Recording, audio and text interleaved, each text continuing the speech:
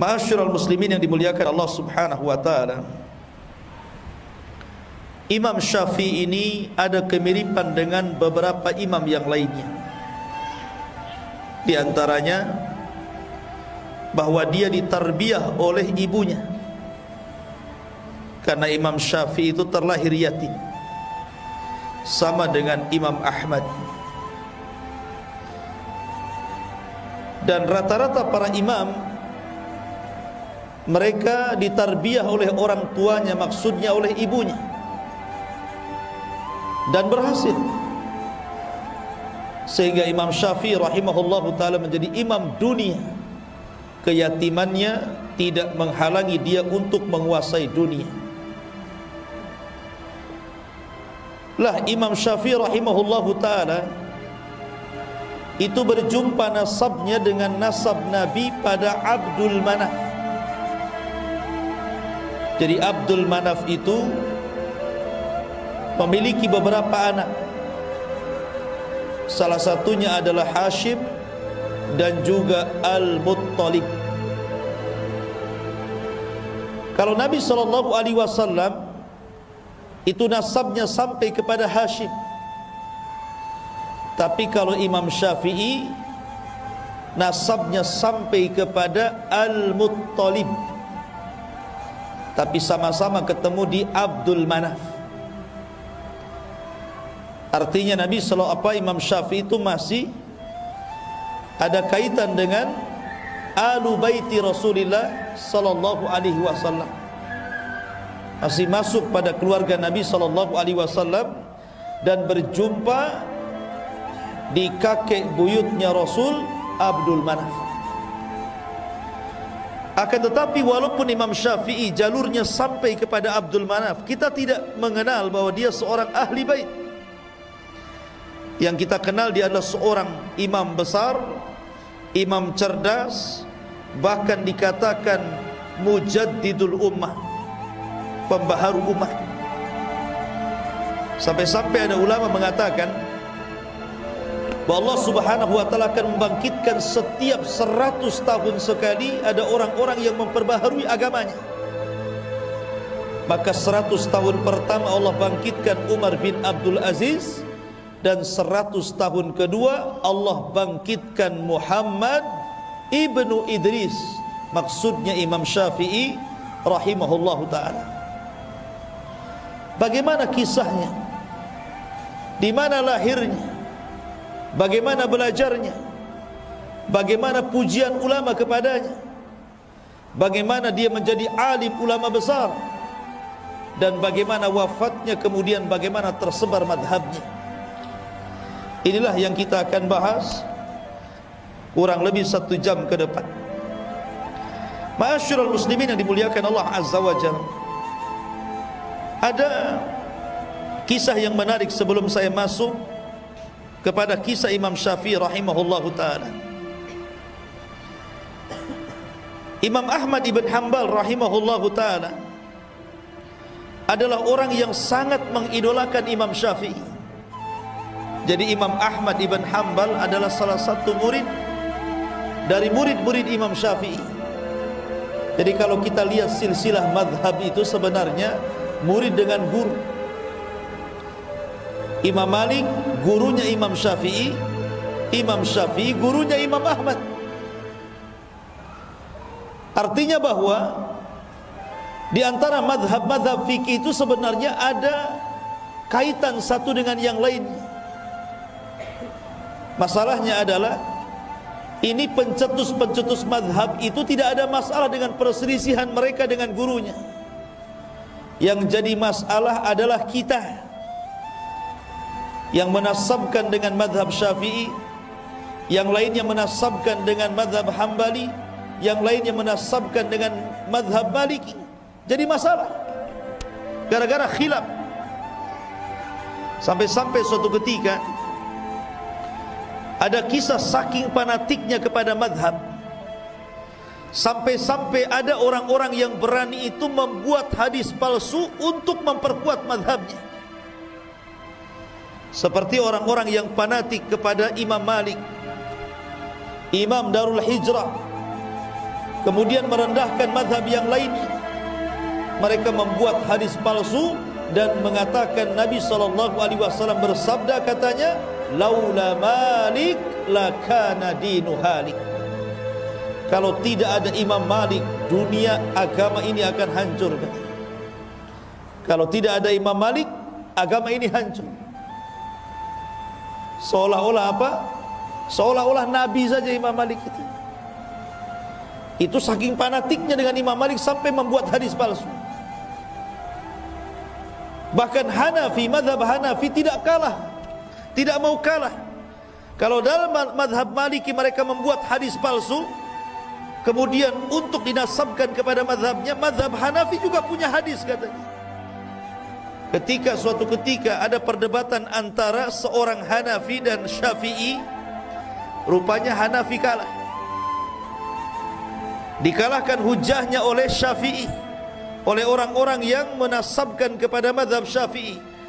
Akhirnya mereka tidak terima. Kemudian mereka membuat hadis palsu dan mengatakan, ya'ti zamanun, akan datang zaman kepada kalian, ya. Akan datang kepada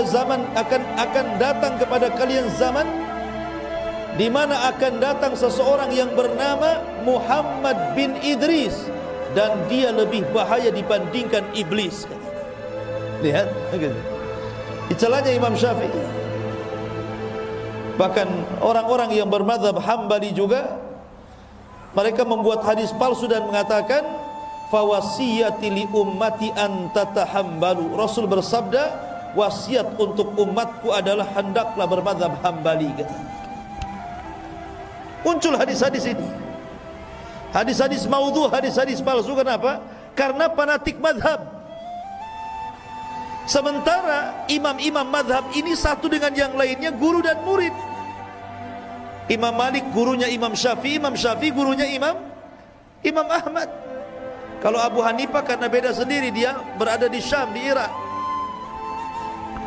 Tetapi Imam Syafi'i rahimahullahu ta'ala berhasil mengumpulkan fikihnya Abu Hanifah dan juga fikihnya Imam Malik, kemudian menciptakan madhab yang kita kenal dengan madhab Syafi'i itu. Menggabungkan dua madrasah, madrasah Ahlu Athar Imam Malik dan madrasah Ahlul Ra'i Abu Hanifah yang ada di Irak. Karena cerdasnya Imam Syafi'i. Lah Imam Ahmad itu adalah penggemar Imam Syafi'i. Sampai-sampai Imam Ahmad itu kalau habis sholat, dia mengangkat tangannya kemudian mengatakan, Allahumma gfirli wali walidayya wali Muhammad ibni Idris. Ya Allah, ampuni dosaku, ampuni dosa kedua orang tuaku, dan ampuni dosanya Muhammad bin Idris. Siapa Muhammad bin Idris? Syafi'i.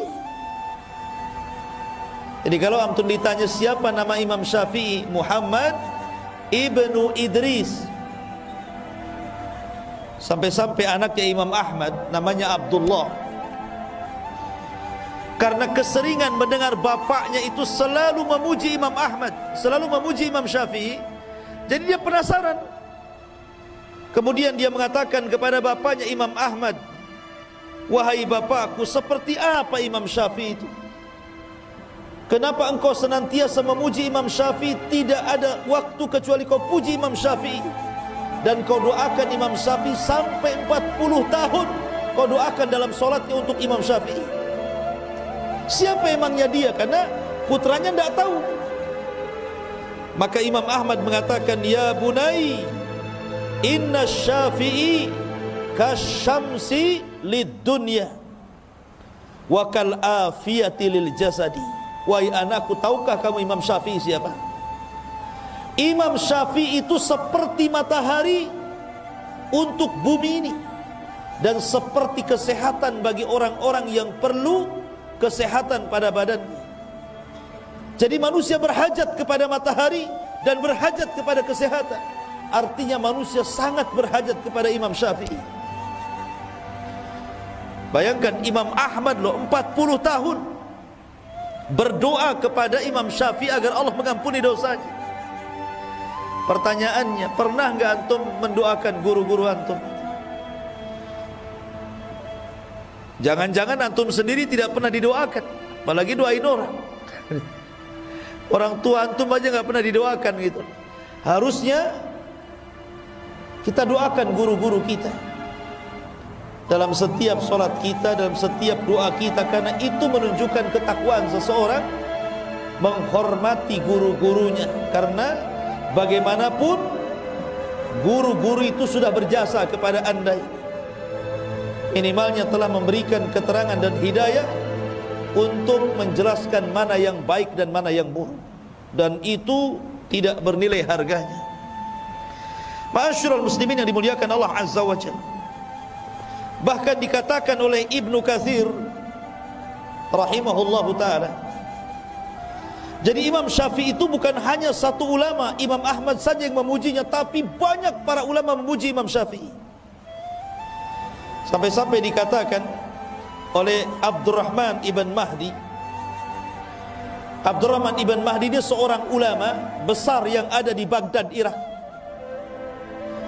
Dialah yang meminta kepada Imam Syafi'i untuk menulis sebuah kitab, namanya Kitab Usulul Fiqh.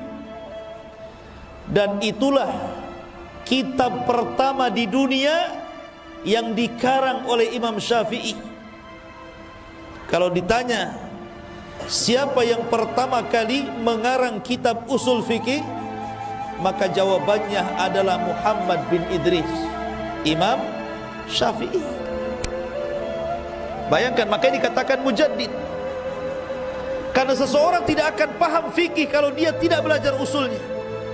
Makanya ulama mengatakan man harumal usul harumal wusul.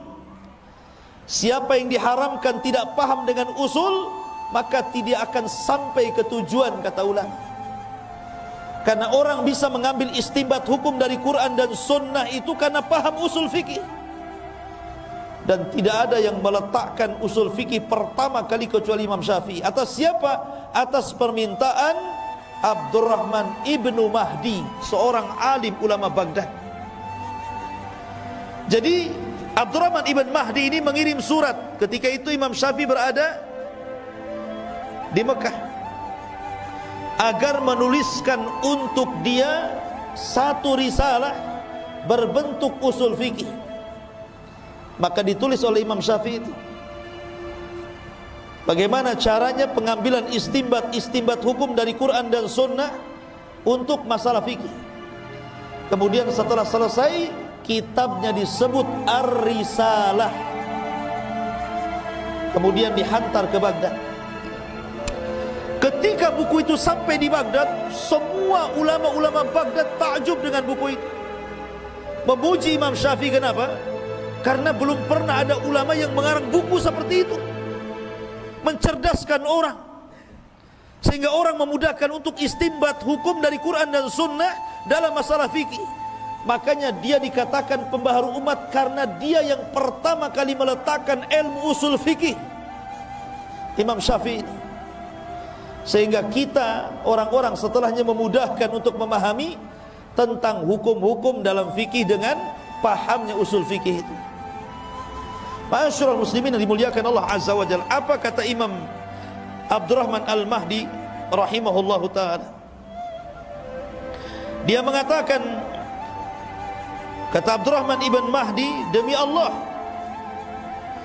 aku tidak pernah melihat orang yang paling berakal melebihi Imam Syafi'i. Dia manusia yang ajaib dan cerdas. Ma'asyiral muslimin yang dimuliakan Allah Azza wa Jalla, dan banyak lagi pujian nanti kita akhirkan. Kita masuk pada sejarah pertama. Di mana Imam Syafi'i dilahirkan? Imam Syafi'i dilahirkan, ada yang mengatakan di Gaza. Kita kenal ada namanya jalur Gaza. Di mana? Palestina. Ada yang mengatakan dia dilahirkan di Asqalan. Makanya ada ulama namanya Al-Hafidh Ibnu Hajar Al-Asqalani. Asqalan, di mana Asqalan? Masih di Palestina. Jadi ada yang mengatakan di Gaza, ada yang mengatakan di Asqalan, intinya Palestina lah. Jadi Imam Syafi'i dilahirkan di mana? Di Palestina. Lahir pada tahun 150 Hijriah dan wafat pada tahun 204 Hijriah. Berarti berapa usia Imam Syafi'i? 53 kan? Kurang lebih 53 ya. Dia lahir tahun 150 Hijriah, wafat tahun 204 Hijriah. Siapa yang bisa ngitung? 80? 54? 54 tahun. Ya, kurang lebih 54 tahun. Artinya waktunya muda kan, 54 tahun kan masih muda tuh. Karena usia umat Nabi SAW berapa? Berkisar 60 tahun sampai 70 tahun saja kan. Artinya Imam Syafi'i itu masih muda meninggal itu. Tapi karyanya luar biasa. Bahkan pemikiran mazhabnya sampai mempengaruhi seantero dunia, sampai ke negeri kita. Negeri kita ini mayoritas Syafi'i. Bayangkan usia yang sangat muda, tapi madhabnya bisa menyebar ke seantero dunia. Lah kebetulan di tahun kelahiran Imam Syafi'i itu adalah hari wafatnya Abu Hanifah. Jadi Abu Hanifah itu wafat pada tahun 150 Hijriah, tepat dengan lahirnya Imam Syafi'i di tahun 150 Hijriah. Jadi Abu Hanifah wafat, lahir Imam Syafi'i. Seolah-olah Allah Subhanahu wa ta'ala ingin menggantikan dengan wafatnya Abu Hanifah, lahirnya imam yang menggantikan Abu Hanifah, Imam Syafi'i Muhammad Ibn Idris rahimahullahu ta'ala. Lah ketika usia Imam Syafi'i ini 2 tahun, meninggal ayahnya. Masih muda ayahnya sudah meninggal. Akhirnya kemudian ibundanya membawa Imam Syafi'i yang ketika itu usianya 2 tahun dari Palestina, dibawa ke Mekah. Kemudian ditarbiyah oleh ibunya.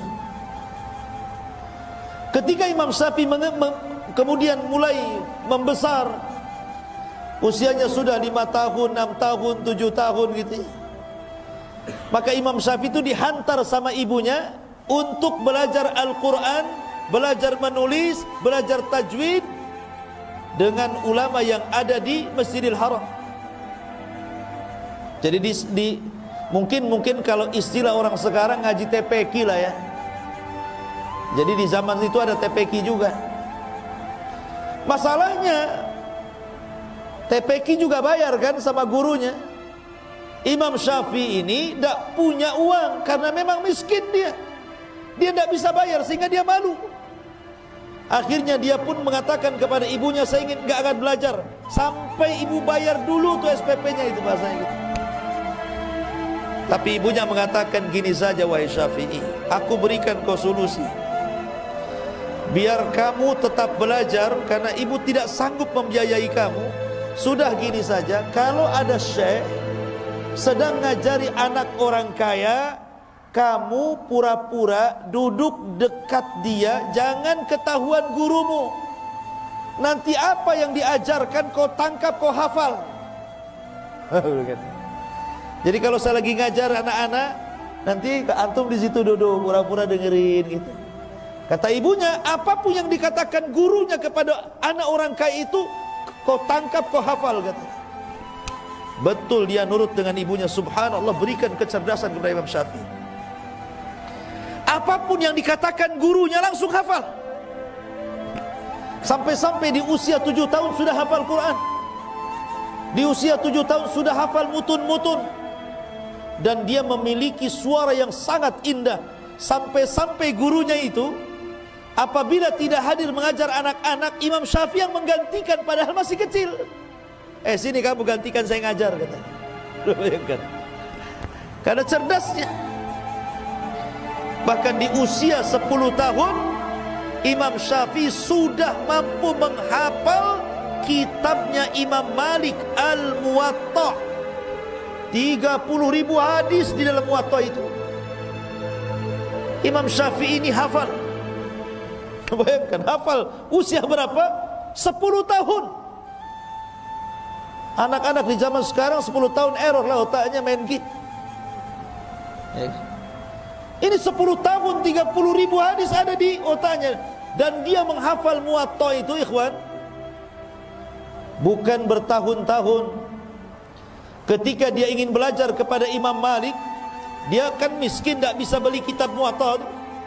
Akhirnya dia pinjam kitab Muwatta, kemudian janji bahwa kitab itu akan dikembalikan setelah 9 hari. 9 hari itulah dia hafal kitab Muwatta itu. Setelah hafal dikembalikan bukunya, bukan disalin, dihafal 9 hari, ikhwan. Bayangkan, dia bisa menghafal kitab setebal itu. Ma'asyiral muslimin yang dimuliakan Allah Azza wa Jalla. Makanya ulama Mekah namanya Sufyan ibn Uyainah itu sangat takjub dengan Imam Syafi'i, padahal usianya 10 tahun. Kemudian 12 tahun dia sudah hafal tafsir-tafsir, hafal sarah-sarah hadis. Bahkan di usia 15 tahun Imam Sufyan Al-Thawri sudah mengizinkan Imam Syafi'i untuk memberikan fatwa. Bayangkan, di usia 15 tahun diizinkan untuk ngasih fatwa. Jadi kalau ada orang bertanya, ya Imam apa ini hukumnya, dia boleh ngasih fatwa karena cerdasnya. Ma'asyiral muslimin yang dimuliakan Allah. Kenapa demikian? Karena Imam Syafi'i itu dari kecil hidup di sebuah kabilah namanya Hudzail. Jadi sengaja ibunya menitipkan di sebuah kabilah Hudzail, di mana kabilah itu adalah kabilah yang paling fasih bahasa Arabnya setelah Quraisy. Jadi Imam Syafi'i bertahun-tahun belajar bahasa Arab di situ. Belajar syair-syair Arab, belajar nahwu, belajar bahasa-bahasa Arab yang dikuasai orang-orang Badui. Karena di zaman itu seperti Rasul sendiri kan, ketika dilahirkan dibawa ke mana? Ke Bani Sa'idah kan, disusukan dengan Halimah Sa'diyah. Di mana? Di Badui. Supaya terdidik bahasanya, terdidik kesantunannya, terdidik akhlaknya gitu ya. Maka Imam Syafi'i juga sama, diletakkan di kabilah Hudzail, belajarlah bahasa Arab, belajar syair Arab dan begitu seterusnya. Jadi wajar kalau Imam Syafi'i itu orangnya paling cerdas dalam bahasa Arab. Bahkan tidak ada lahan sama sekali ketika bicara. Dan itu dipuji oleh Ibnu Hisham. Ibnu Hisham itu tokoh ulama pengarang kitab sirah. Ketika dia dari Mesir berjumpa dengan Imam Syafi'i, kemudian diskusi, dia sangat kaget dan mengatakan, demi Allah, aku tidak mengira Allah menciptakan orang kaya dia, katanya. Saking fasihnya bahasa Arab Imam Syafi'i itu. Ma'asyiral muslimin yang dimuliakan Allah Azza wa Jalla, wajar karena Imam Syafi'i itu punya ibu yang sangat cerdas. Sedikit saya ceritakan ibunya nih. Jadi suatu ketika ibunya ini bermasalah. Akhirnya dia dipanggil ke pengadilan jadi saksi. Ketika itu hakim meminta 2 saksi perempuan, yang satunya adalah ibunya Imam Syafi'i. Kemudian setelah yang satu bersaksi, hakim meminta agar saksi yang pertama diletakkan di ruangan ini, kemudian saksi yang kedua diletakkan di ruangan itu, supaya jangan nanti saling berbisik satu dengan yang lain. Kata ibunya Imam Syafi'i, apa yang kau lakukan wahai hakim ini salah, bertentangan dengan Quran. Satukan kami sekamar dengan dia, kami kan sama-sama saksi. Karena Allah berfirman dalam ayat dain, dalam ayat hutang, wa tudzakkira ihdahumal ukhra, hendaklah yang satu mengingatkan yang lainnya. Jadi kalau aku lupa, dia ingatkan aku, kalau dia lupa, aku ingatkan dia. Kenapa dipisah, katanya. Katanya Al-Hafidh Ibnu Hajar, lihat, ibunya Imam Syafi'i saja cerdas mengambil istinbat sebuah hukum, ya wajar anaknya cerdas. Karena ibunya cerdas memang Imam Syafi'i itu. Makanya nurun kecerdasannya kepada anak itu. Makanya antum yang muda-muda itu kalau cari istri yang cerdas, jangan yang bego ya. Nanti anaknya bebel pula. Ya. Ma'asyiral muslimin yang dimuliakan Allah Azza wa Jalla. Intinya bahwa Imam Syafi'i di usia 7 tahun sudah hafal Quran. Kemudian Setelah kemudian dia belajar bahasa, kemudian sudah diizinkan untuk memberi fatwa itu di Mekah oleh Sufyan ibn Uyainah. Disitulah Imam Syafi'i ingin belajar kepada Imam Malik di Madinah. Ingat, Imam Malik saat itu adalah ulama dunia, ulama yang disegani oleh para penguasa. Karena di zaman Imam Syafi'i itu penguasanya siapa? Penguasanya Khalifah Harun ar-Rasyid. Jadi Imam Syafi'i itu hidup di zaman Khalifah Harun ar-Rasyid. Lah Imam Malik ini orang besar, dia ulama besar sampai dikenal satu dunia. Lah Imam Syafi'i belum dikenal, masih kecil. Dia ingin belajar kepada Imam Malik, tapi dia sudah persiapkan, dia sudah hafal muwatta'nya dulu. Akhirnya dia pun menyurati pemimpin Madinah, gubernur Madinah, agar memberikan menjadi perantara dia bisa belajar kepada Imam Syafi'i, kepada Imam Malik. Tapi gubernurnya ketakutan, tidak berani. Mana ada yang berani datang kepada Imam Malik, apalagi Imam Malik tidak mau perantara-perantara. Tetapi singkat cerita, akhirnya gubernur itu pun mengantar Imam Syafi'i dan berjumpa dengan Imam Malik. Imam Syafi'i masih kecil ketika itu. Akhirnya ketika Imam Malik melihat kecerdasan Imam Syafi'i, bagaimana dia sudah bisa menguasai kitabnya Muwatta', dia sudah hafal Quran, dia sudah hafal tafsir, dan dia memiliki bahasa yang luar biasa, Imam Malik pun takjub. Akhirnya kata Imam Malik, sudah, kamu belajar sama saya. Akhirnya kemudian Imam Syafi'i menjadi murid kekhususan Imam Malik. 9 tahun belajar dengan Imam Malik. Disedotnya ilmu Imam Malik itu luar biasa. Sampai akhirnya ma'asyiral muslimin yang dimuliakan Allah Azza wa Jalla, setelah kemudian 9 tahun dia pun belajar kepada Imam Malik rahimahullahu ta'ala dan mengambil seluruh ilmu Imam Malik. Maka dia meminta izin kepada Imam Malik untuk mengambil ilmunya Abu Hanifah. Di mana Abu Hanifah? Di Irak sana. Tapi kan Abu Hanifah sudah meninggal. Maksudnya belajar kepada murid-muridnya. Ketika melihat semangat Imam Syafi'i, Imam Malik mendukung. Kalau engkau ingin belajar kepada murid-murid Abu Hanifah, maka saya danai kamu. Oh, antum cari guru yang kayak gini. Ya, Ustaz tolonglah ongkosi saya ke Yaman. Jadi didanai sama Imam Malik itu. Berangkatlah Imam Syafi'i. Kemana? Ke Irak, ke Baghdad sana.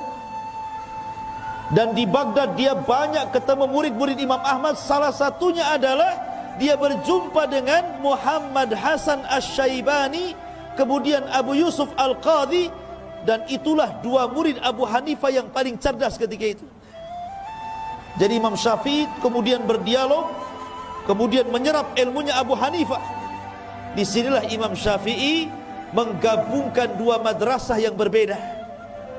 Kalau Imam Malik murni madrasahnya ahli hadis, tapi kalau Abu Hanifah madrasahnya Ahlur Ra'i.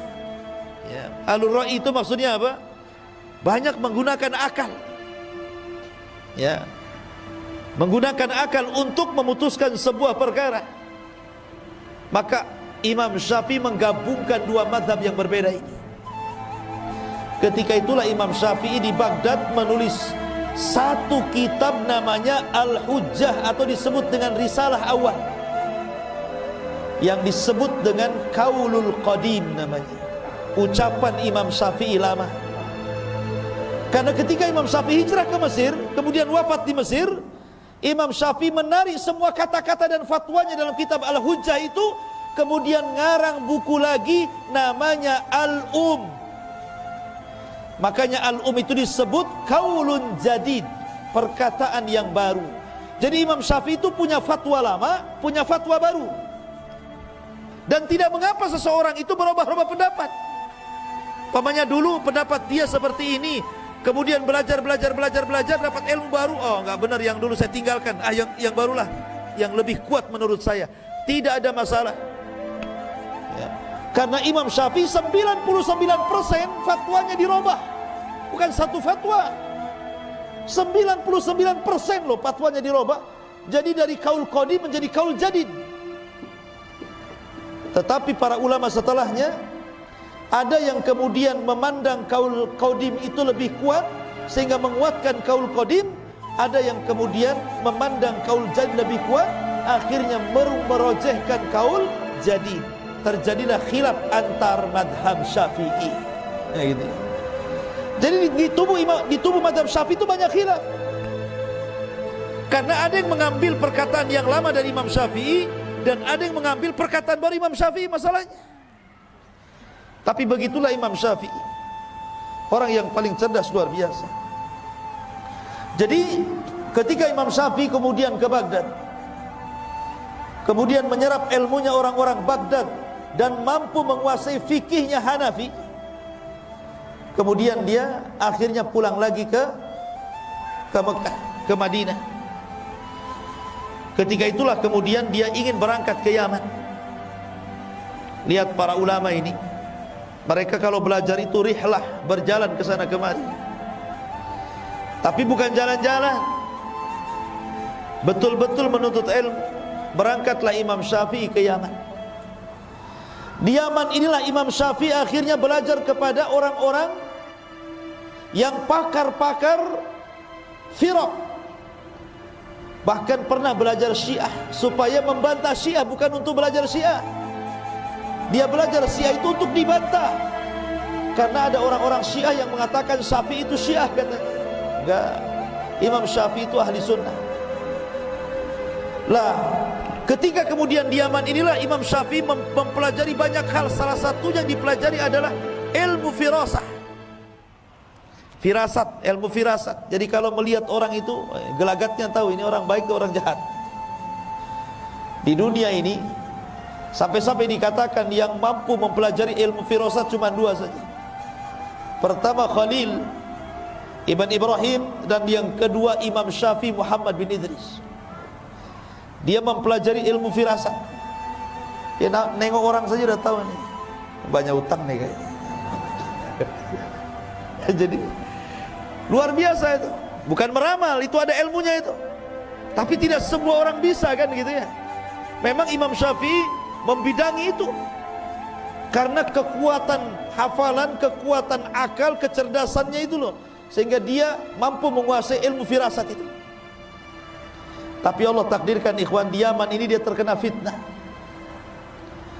di mana Imam Syafi'i difitnah oleh gubernur yang ada di Yaman bahwa dia hendak memberontak kepada Khalifah Harun ar-Rasyid karena hasadnya. Para ulama-ulama sesat melaporkan kepada penguasa Yaman, kemudian akhirnya Imam Syafi'i ditangkap dengan beberapa ulama yang lainnya, kemudian dibawa ke Baghdad, dihadapkan kepada Khalifah Harun ar-Rasyid. Subhanallah, teman-temannya mati dipenggal. Ketika giliran Imam Syafi'i ini, wahai Syafi'i, Anda masuk sini. Kemudian Khalifah bertanya, betul kau akan memberontak kepada diriku? Maka Imam Syafi'i menjelaskan bahwa tuduhan itu tidak benar. Bahkan Imam Syafi'i harus masuk penjara dan disiksa di penjara. Tapi kemudian setelah mendengarkan dialog dan mengatakan, tidak mungkin aku memberontak kepadamu wahai Khalifah. Kemudian dia mengatakan bahwa diriku ini hafal Quran, hafal tafsir, hafal hadis, hafal mutun. Disebutkan penguasaan dia tentang ilmu agama. Lah, Harun ar-Rasyid ini ulama juga walaupun dia khalifah. Karena Harun ar-Rasyid itu belajar kepada Imam Zuhri, belajar kepada ulama-ulama yang lain, sehingga Harun ar-Rasyid itu mengumpulkan dua keutamaan. Pertama khalifah, yang kedua ulama. Akhirnya kemudian ditanyalah Imam Syafi'i, apa pengetahuanmu tentang Quran, tentang hadis, tentang ini, tentang itu? Dijawab semuanya, termasuk tentang nasab. Imam Syafi'i paling tahu. Lah, ketika itulah maka Imam Syafi'i, lah ketika persidangan itu ada Muhammad Hasan Asy-Syaibani yang suka diajak berdebat dengan Imam Syafi'i. dan diambil ilmunya. Kemudian Imam Syafi'i menunjuk, sesungguhnya yang tahu diriku adalah dia, maksudnya Muhammad Hasan Asy-Syaibani. Kemudian Muhammad Hasan Asy-Syaibani mengatakan kepada khalifah, ya, saya tidak yakin kalau tuduhan itu ada pada orang itu, maksudnya Imam Syafi'i. Akhirnya Khalifah Harun ar-Rasyid melepaskan Imam Syafi'i. Jadi ulama itu ada saja ujiannya, ikhwan. Masuk penjara, dipanggil khalifah, kemudian diancam untuk dibunuh, ya. Itulah para ulama. Ma'asyiral muslimin yang dimuliakan Allah Azza wa Jalla. Kemudian setelah Imam Syafi'i, beliau ke Yaman dan belajar berbagai macam ilmu. Maka kemudian Imam Syafi'i pun kembali ke Mekah dan sempat kemudian memberikan fatwa di sana. Tapi kemudian setelah itu Imam Syafi'i kemudian safar lagi ke Mesir, dan itu ketika mendekati usia 50 tahun. Dia ke Mesir. Di Mesir inilah dia mengarang kitab itu. Yang menarik, perkataan lamanya dalam kitab Al-Hujjah ditarik semuanya, kemudian mengarang satu kitab dan hanya 5 tahun di Mesir. Akhirnya Imam Syafi'i pun meninggal dunia di Mesir. Itulah sejarah singkat Imam Syafi'i. Baik, kita akan membahas beberapa akhlak, ketakwaan, dan keajaiban Imam Syafi'i. Ma'asyiral muslimin yang dimuliakan Allah Subhanahu wa ta'ala, Imam Syafi'i ini dikenal ketakwaannya. Suatu ketika berkumpullah Imam Syafi'i, kemudian Sufyan ibn Uyainah, kemudian para ulama yang lain di hadapan Khalifah Harun ar-Rasyid. Ketika itu Harun ar-Rasyid meminta agar salah satu ulama itu memberikan nasihat. Cobalah kalian memberikan nasihat. Bentar ya, kok makin kecil saja suaranya, habis baterainya. Lah ketika itu kemudian Khalifah meminta Imam Syafi'i memberikan nasihat, tapi Imam Syafi'i tidak mau. Kenapa? Karena ada gurunya Sufyan ibn Uyainah. Kata Sufyan ibn Uyainah, yang lain saja. Begitulah ulama, kalau disuruh itu melempar-lempar juga ya. Kamu saja, kamu saja. Sampai-sampai ada cerita, ini ada ustad-ustad di Jawa ini. Ditanya, Pak Ustad, ini hukumnya apa? Kata ustad ini, ikiai katanya. Tahu ikiai? Ini saja. Yang satunya ikiai. Terakhir jawab, oh itu kiai katanya. Itulah nama kiai itu diambil dari ikiai itu. Kan kita. Ma'asyiral muslimin, enggak, ini canda. Jadi akhirnya kemudian karena tidak ada yang yang berbicara untuk memberikan nasihat, akhirnya Harun ar-Rasyid dia yang kemudian memberikan nasihat. Kemudian dia bacakan ayat-ayat, kemudian dia bacakan hadis-hadis Nabi SAW dan perkataan para sahabat Rasul. Subhanallah, Imam Syafi'i ini dikenal kalau dinasihati dia menangis kemudian pingsan. Jadi kalau dia mendapatkan nasihat yang menyentuh itu, langsung menangis kemudian pingsan. Sampai-sampai ketika Harun ar-Rasyid kemudian memberikan nasihat, tahu-tahu Imam Syafi'i nangis kemudian pingsan, langsung berhenti dia. Dan orang-orang mengatakan, apakah dia mati katanya? Apakah dia mati katanya kan?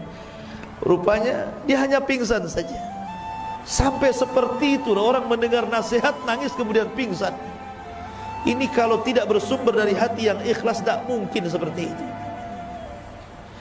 Kemudian kisah yang kedua, suatu ketika Imam Syafi'i ini sakit. Ada muridnya namanya Rabi' ibn Sulaiman. Rabi' ibn Sulaiman salah satu dari alim Baghdad, berziarah kepada Imam Syafi'i, gurunya ketika itu sedang sakit. Ketika sampai saja di rumah Imam Syafi'i lagi terbaring itu lemas. Akhirnya kemudian kata Rabi' ibn Sulaiman, dia pun mendoakan Imam Syafi'i dan mengatakan, "Qawwallahu dha'faka ya Imam."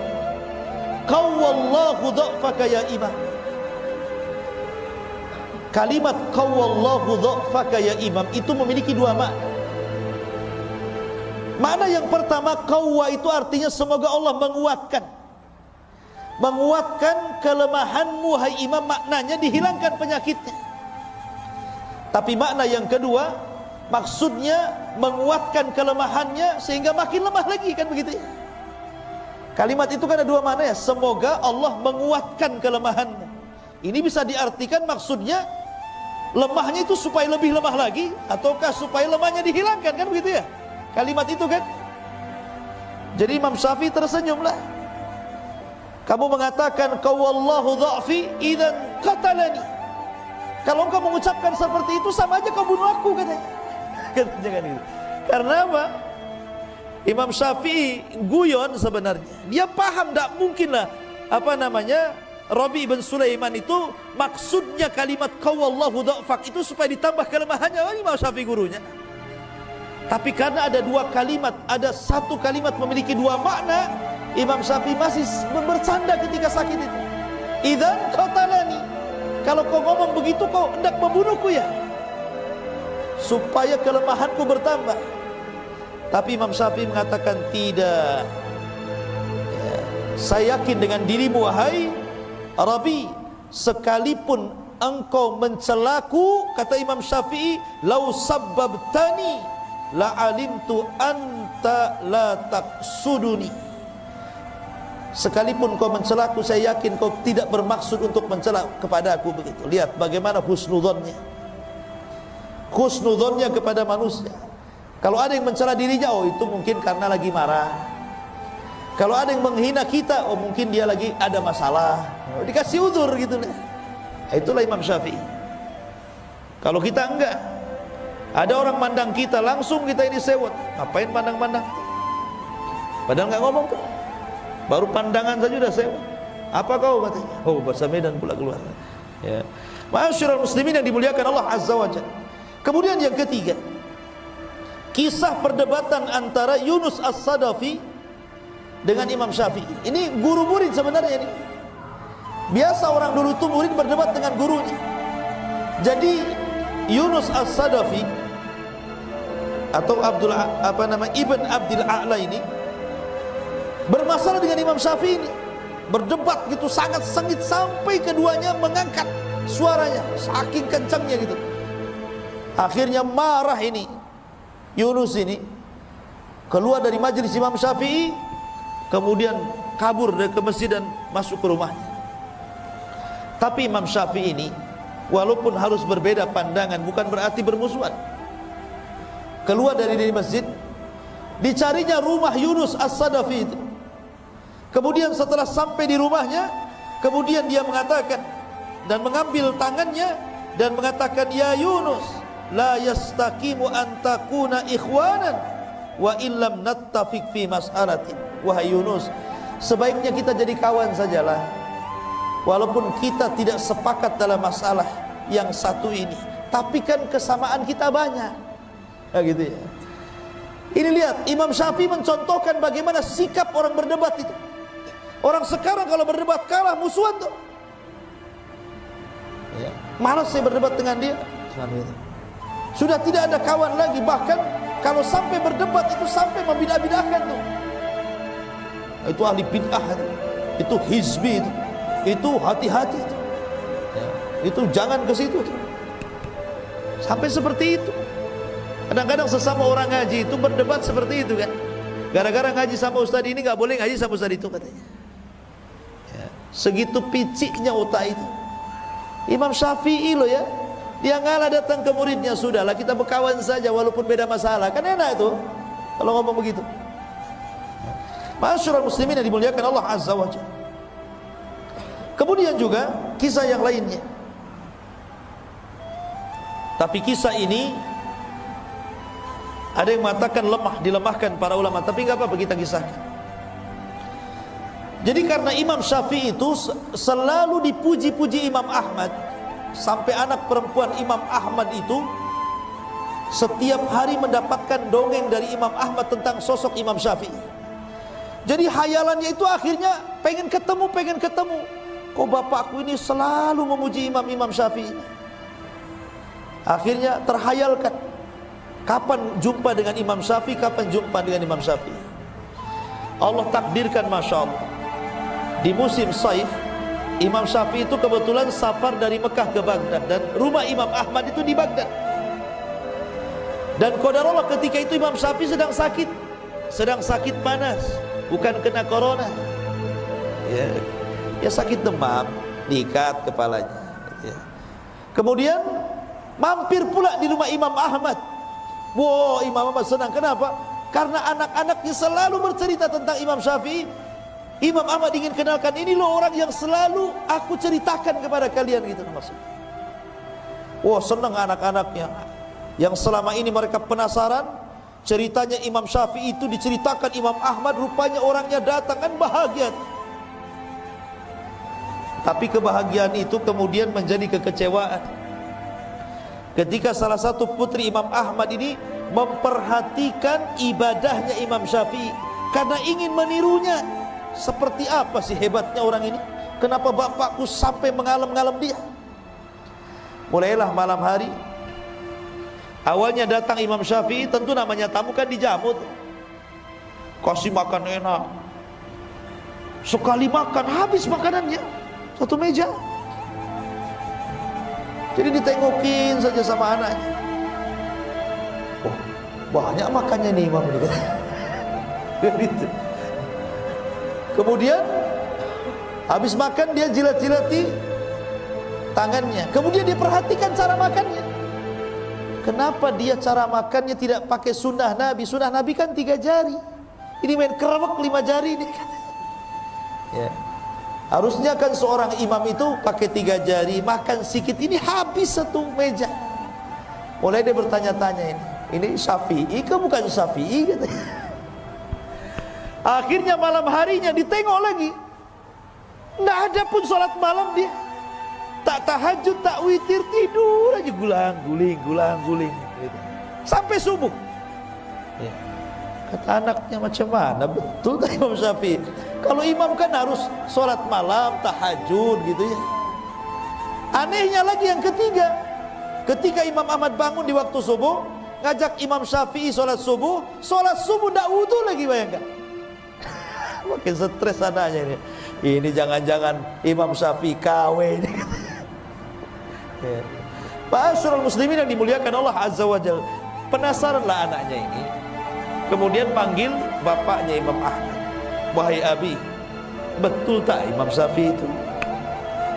Kata Imam Ahmad, iya dia itu Imam Syafi'i. Dialah orang yang suka aku puji-puji, aku doakan 40 tahun. Dialah orang. Kata anak putrinya, begini wahai bapakku, saya punya 3 soalan. Pertama, saya perhatikan cara makan dia, sudah tidak pakai sunnah, habis pula satu meja. Kemudian yang kedua, kok nggak pernah sholat malam. Aku perhatikan dia nggak witir, nggak tahajud, nggak ada apa-apa, tidur aja kerjanya. Kemudian ketika saya perhatikan dia pulang dari rumah, itu air yang kau sediakan wahai bapakku untuk berwudu disentuh pun tidak, langsung ke masjid dia. Sebenarnya ada apa ini? Akhirnya Imam Ahmad juga penasaran, ingin tanya juga sama Imam Syafi'i pertanyaan 3 perkara dari anak dia. Mulailah kemudian Imam Syafi'i ditanya tentang 3 soalan dari anak itu. Imam Syafi'i ini orang cerdas ya, dia ada jawabannya. Kalau antum di posisi Imam Syafi'i malu, memang antum seperti itu. Gitu ya. Tapi Imam Syafi'i mengatakan, ya Ahmad, haddatsana Rasulullah sallallahu alaihi wa haddatsana fulan qala haddatsana fulan qala Rasulullah sallallahu alaihi wasallam. Kemudian dia membacakan, adapun kenapa saya makan, saya habiskan semuanya itu, karena Rasulullah bersabda, ta'amul qurama dawa wa ta'amul bukhala daun. Karena makanan orang yang ikhlas itu, makanan orang yang dermawan itu pasti jadi obat. Makanya mumpung ini obat, ku makan semua. Kan aku lagi sakit kemarin itu, lagi demam, tapi bukan kena corona sekali lagi. Ya. Setelah saya makan habis makananmu, alhamdulillah, hilang demam saya, kata. Hilang demam saya. Ta'amul qura madawa, bahwa makanan yang diberikan orang yang dermawan, orang ikhlas pasti jadi obat. Tapi makanan yang diberikan orang bakhil, hati-hati jadi penyakit. Hati-hati jadi penyakit. Makanya kalau antum punya kawan bakhil ditraktir, jangan mau, pulang mencret. Iya. Oh, kalau kawannya ini dermawan, maulah saya. Jadi kalau antum sakit di rumah, stres, telepon saja kawan yang dermawan itu. Kapan traktir saya? Tidak usah ke apotek cari obat, cari kawan saja yang dermawan. Kemudian yang kedua, kenapa aku tidak tidur, kata. Aku tidak tidur, kata Imam Syafi'i. Memang aku tidak sholat malam, aku tidak tahajud, aku tidak witir, tetapi sepanjang malam ini aku teringat hadis Nabi. Kemudian aku usahakan hadis itu dalam satu malam, aku keluarkan faedah-faedahnya, dan aku berhasil mengumpulkan 100 faedah dari hadis itu. Kemudian Imam Ahmad penasaran, hadis apa itu? Kemudian Imam Syafi'i mengatakan, hadis tentang burung Nughair. Jadi Anas bin Malik itu punya adik kecil belum balik, namanya Abu Umair. Bayangkan, anak belum balik tapi sudah disebut Abu loh ya. Abu Umair. Gak apa-apa, seseorang itu walaupun belum menikah dipanggil Abu, itu kunyah, sunnah hukumnya. Ya, Pak Ustaz, kenapa? Takut dicap radikal. Karena orang radikal itu depannya abu-abu. Ini Abu Umair, itu kecil, anak kecil Abu Umair itu punya burung namanya Nughair. Dari sini boleh seseorang itu punya peliharaan dikasih nama. Boleh punya kucing dikasih nama siapa? Ya, kasih nama siapa? Kucing. Jangan kasih nama istri antum. Jadi boleh kita memberikan nama kepada peliharaan, sebagaimana di zaman itu ada burung dikasih nama Nughair sama si Abu Umair ini. Namanya anak belum berakal, belum balik, kan tidak pandai merawat burungnya. Lain dengan kayak antum, mungkin ada sangkarnya, dimandikan, orangnya belum mandi, burungnya sudah mandi. Orangnya belum makan, burungnya sudah makan. Ya. Karena anak kecil yang melihara burung mungkin tak keinjak, tak kecekik, matilah burung ini. Nangis Abu Umair ini, namanya anak-anak. Maka dilaporkanlah oleh Anas bin Malik kakaknya kepada Rasulullah, ya Rasulullah, adik saya menangis. Kenapa? Burungnya mati. Maka Nabi langsung dari rumahnya, bayangkan, takziah gara-gara kematian burung. Bayangkan, orang burung mati takziah loh Nabi. Bukan orang saja takziah, Nabi bertakziah sama anak kecil gara-gara burungnya mati. Kenapa? Karena tahu Nabi itu bagaimana rasanya anak kecil pecah hatinya. Itu sama dengan orang dewasa ketika ditinggal oleh pacarnya. Hatinya sakit, anak kecil itu sakit loh kalau mainannya hilang kan. Ya. Makanya Rasul takziah, kasihan. Nah, itulah. Makanya amalan yang paling tinggi itu jabrul qalbi, ikhwan. Berusaha menenangkan hati orang. Jangan membuat orang itu sedih. Sururun tudkhiluhu ala qalbi muslim. Kebahagiaan yang kau masukkan kepada hati seorang muslim. Akhirnya kemudian kata Imam Syafi'i kepada Imam Ahmad, aku perhatikan hadis itu semalam suntuk, dan aku berhasil mengeluarkan 100 faedah dari hadis itu. Jadi aku gak tidur, aku mikir hadis itu saja. Kata Imam Ahmad, coba sebutkan apa faedahnya. Disebutkan 1, 2, 3 sampai 100. Subhanallah, kata Imam Ahmad, aku belum pernah mendapatkan faedah sebaik ini. Adapun aku subuh tidak wudu, bukan berarti aku tidak berwudu, karena aku belum batal dari wudu isya. Makanya aku gunakan untuk sholat subuh. Kan dia gak tidur. Tuh, ini kalau ulama ada jawabannya. Kalau antum malu besok gak mau lagi ke situ. ya kan? Tetapi ikhwan, kisah ini dikritik para ulama. Kisah ini enggak benar. Bahkan hadis tadi juga tentang masalah makanan orang-orang yang ikhlas dan juga orang-orang dermawan itu obat, hadisnya maudhu. Sebagaimana dikatakan Imam Zahabi rahimahullahu taala. Tapi kisah ini masyhur masalahnya. Kisah ini masyhur di masyarakat tentang Imam Ahmad Imam Syafi'i yang bertamu kepada Imam Ahmad ini. Makanya harus disebutkan tentang derajat. Taib. Ma'asyiral muslimin yang dimuliakan Allah Subhanahu wa taala.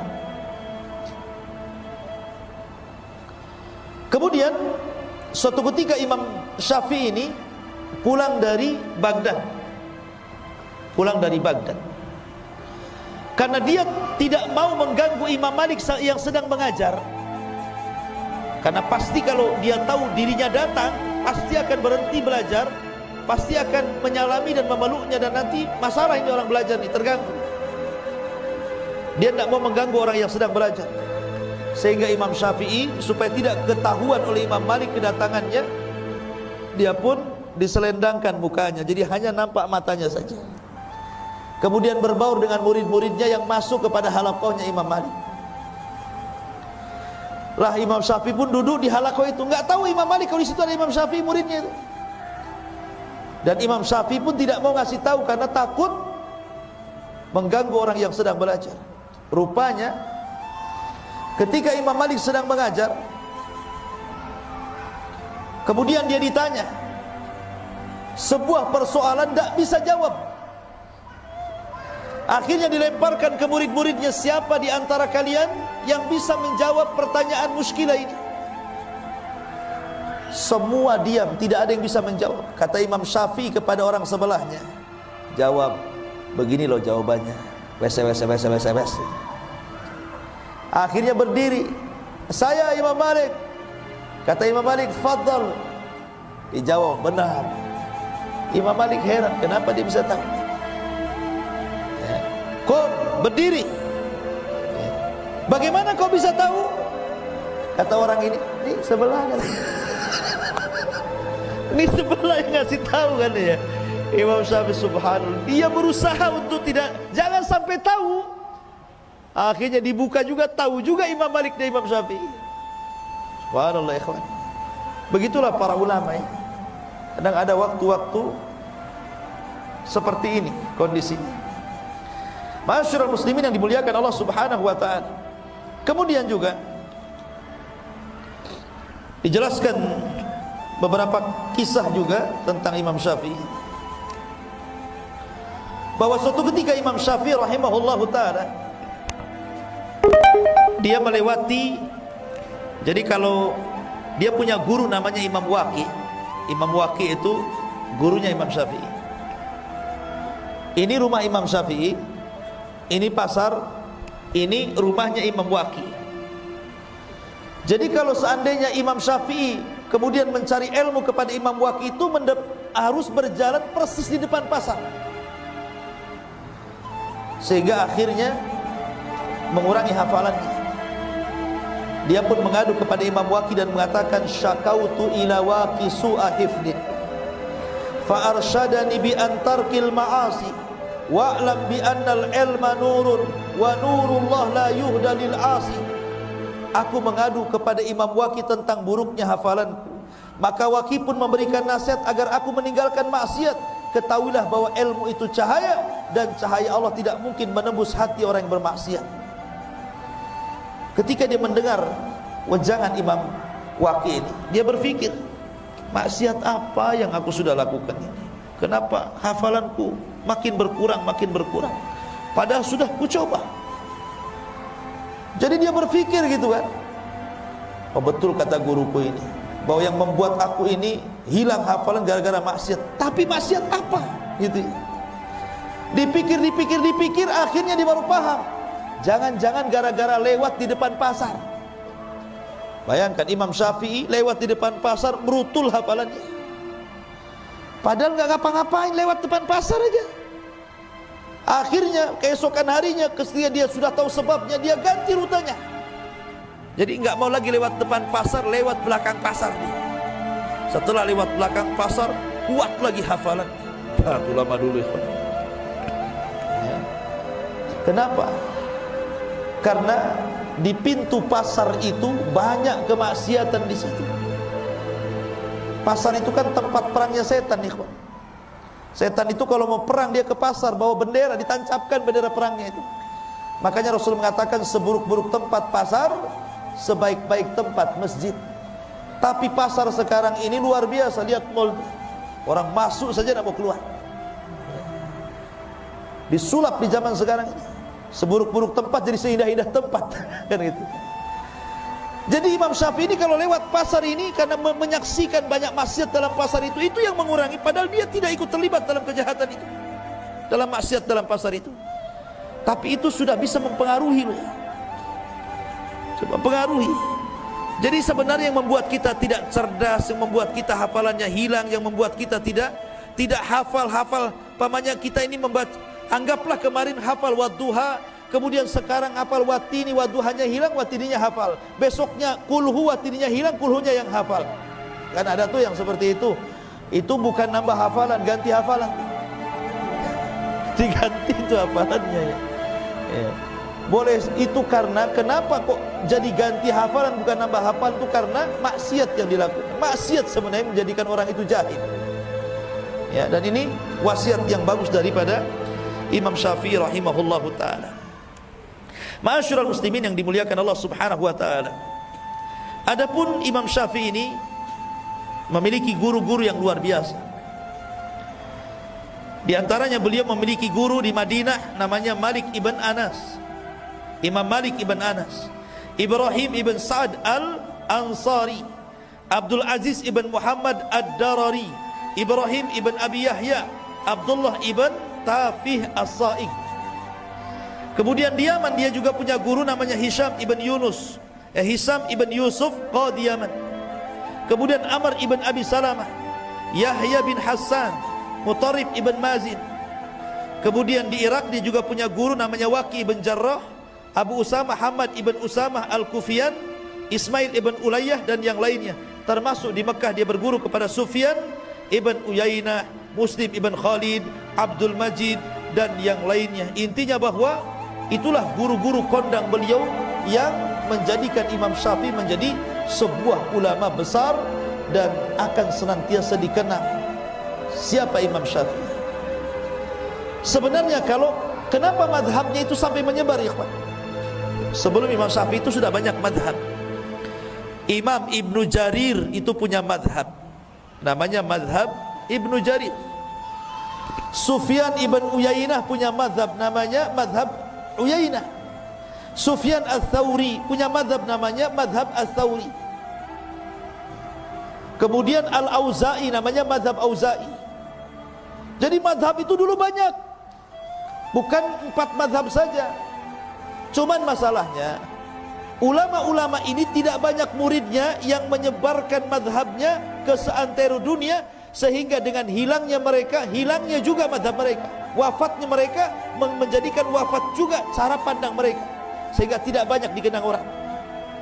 Kecuali 4 madhab, ya, Maliki, Hanafi, kemudian Hambali dan Syafi'i. Ini murid-muridnya banyak, sehingga murid-muridnya inilah kemudian mencatat seluruh fatwa-fatwa Syafi'i, Imam Malik, Abu Hanifah, Imam Ahmad. Kemudian setelah imam-imam ini meninggal, maka fatwa-fatwa mereka menyebar di seantero dunia. Makanya madhabnya tersebar. Bukan berarti madhab ini cuma 4 ini saja, tidak. Sebelumnya banyak madhab, cuman tidak tersebar, tidak seperti 4 madhab, ya. Tetapi ingat, Imam Syafi'i sendiri mengatakan dalam urusan madhab, idza sahhal hadis fahuwa madhabi. Kalau hadis itu sahih, berarti itu madhabku. Maknanya kalau kita mengikuti hadis yang sahih, kata Imam Syafi'i, dia sudah ikut madhabku, ya kan? Jadi tidak perlu fanatik dengan madhab itu, ya. Karena kalau kita bicara madhab itu ada 3 kelompok di masyarakat itu. Satu, ada orang yang fanatik buta dengan madhab. Saya mah Syafi'i, Ustaz. Hambali tidak mau, Maliki ogah, Hanafi apalagi, saya tidak mau. Syafi'i tetap Syafi'i, hidup mati Syafi'i katanya. Mau benar mau salah Syafi'i. Ada orang yang seperti itu. Itu fanatik madhab. Yang kedua, ini kelompok yang kedua nggak mau bermadhab dia. Apalah Syafi'i, Maliki, Hambali, nggak mau. Kenapa? Karena Rasul bersabda, kutinggalkan dua pusaka kepada kalian. Siapa yang berpegang, selamat kalian, tidak akan sesat. Quran dan sunnah. Quran sunnah saja saya. Madhab nggak perlu. Ada kan orang seperti itu? Quran sunnah sajalah saya. Karena Rasulullah yang menyebutkan Quran sunnah, tidak disuruh ngikut Syafi'i, Maliki, Hanafi, Hambali. Ada orang yang tidak perlu madhab. Tidak perlu saya madhab-madhaban. Kelompok yang ketiga ini tengah-tengah. Dia tidak melepaskan madhab dan tidak juga fanatik madhab. Mana-mana yang benar dari madhab itu, umpamanya kebenaran ada dalam Syafi'i, saya Syafi'i. Kebenaran dalam Hambali, saya Hambali. Kebenaran ada pada Maliki, saya Maliki. Kebenaran pada Abu Hanifah, saya Hanafi. Mana-mana yang benar, itulah yang dipilih. Dan harusnya ambil yang terakhir ini pendapat kita, supaya tidak fanatik madhab. Ya, karena masing-masing ulama itu kan punya keistimewaannya. Sekarang kalau seandainya orang yang tidak mau bermadhab ini, Quran sunnah saja, saya katakan, gimana kau caranya memahami Quran dan sunnah kalau tanpa ulama? Justru dengan adanya madhab itu kita tertolong. Jadi kita paham maksud Quran, maksud hadis. Ini loh ulama yang paling paham, karena ulama itu warasatul anbiya. Tetap kita butuh ulama untuk memahami itu, karena kita bukan siapa-siapa. Tapi kita juga jangan sampai fanatik, karena mereka bukan nabi. Ulama itu tidak maksum. Yang maksum itu nabi. Makanya ambil yang benar, campakkan yang salah. Itulah seruan dan slogan mereka semuanya. Seperti Imam Syafi'i mengatakan, apabila kau dapati dalam bukuku menyelisih Al-Quran dan Sunnah, tinggalkan. Tetapi yang sesuai dengan Quran dan Sunnah, ambil. Itu kata-kata Imam Syafi'i itu. Ya. Maka kita ambil yang sesuai dengan Al-Quran dan Sunnah, dan kita tinggalkan yang tidak sesuai, selesai. Ya kan? Jadi tidak perlu lagi kita sibuk. Anda bermadhab, bermadhab, tapi semua madhab gitu. Ya. Ustaz, saya mau Syafi'i saja, nggak apa-apa. Antum Syafi'i saja, nggak dilarang. Tapi kalau yang jelek, artinya jangan mengikuti semuanya. Karena tidak semua perkataan Syafi'i kan benar, kan namanya manusia pasti salah kan begitu. Yang benar saja nggak apa-apa ambil, yang salah jangan. Ya, karena banyak para ulama pun mereka bermadhab Syafi'i. Imam Nawawi Asy-Syafi'i, Ibnu Hajar Asy-Syafi'i, kan begitu. Nggak apa-apa. Syafi'i nggak apa-apa Syafi'i, tapi Syafi'i yang lurus. Jangan di sini Syafi'i, di sana tak Syafi'i pula. Ya kan? Ada yang seperti itu, ada. Ya. Contohnya gimana? Dalam mazhab Syafi'i, kalau cerita cadar itu wajib. Imam Syafi'i kalau bicara cadar itu wajib. Justru mazhab yang lain tidak mengatakan wajib. Ya kan? Tapi ketika ada orang yang kemudian bercadar, dibilang apa? Itu niru adat Saudi. Saudi itu Hambali, ikhwan, bukan Syafi'i. Kan gitu ya? Itu karena tidak paham mazhab kan? Harusnya kalau dia paham mazhab jangan ngomong begitu. Justru dalam mazhab Syafi'i itu wajib pakai cadar itu. Dan mazhab yang lain tidak. Kenapa Anda kemudian ngaku mazhab Syafi'i tapi urusan ini Anda katakan dari Saudi katanya? Berarti tak paham mazhab namanya.